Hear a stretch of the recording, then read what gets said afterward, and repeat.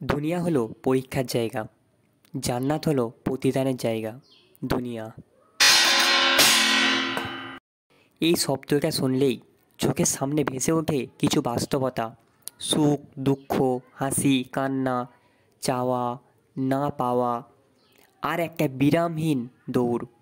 কিন্তু ভাই ও বোনেরা, এই দুনিয়া কি সত্যিই আমাদের চিরস্থায়ী ঘর? না, একেবারেই নয়। আল্লাহ তাআলা কোরআনে ইরশাদ করেন, তোমরা কি মনে করেছিলে যে আমি তোমাদেরকে অনর্থক সৃষ্টি করেছি এবং তোমরা আমার দিকে ফিরে আসবে না? এই দুনিয়া একটা পরীক্ষাগার।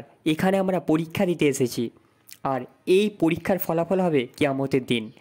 যে এই দুনিয়ায় আল্লাহর বিধান মেনে চলে, ধৈর্য ধারণ করে, সৎ আমল করে, আর সেই জান্নাতের উপযুক্ত হবে ইনশাআল্লাহ। কিন্তু পরীক্ষা সহজ না।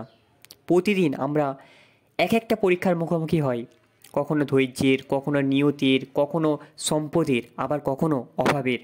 এই পরীক্ষাগুলোতেই বোঝা যায় কে আসল মুমিন, কে আল্লাহর বান্দা। রাসূল সাল্লাল্লাহু আলাইহি সাল্লাম বলেন, দুনিয়া কারাগার মুমিনের জন্য আর জান্নাত কাফেরের জন্য। সহিহ মুসলিম।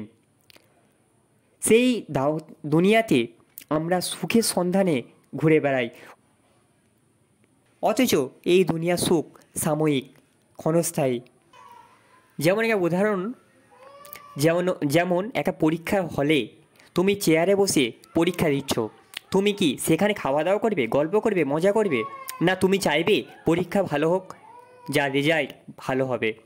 তেমনই এই দুনিয়াটা হলো একটা পরীক্ষার হল।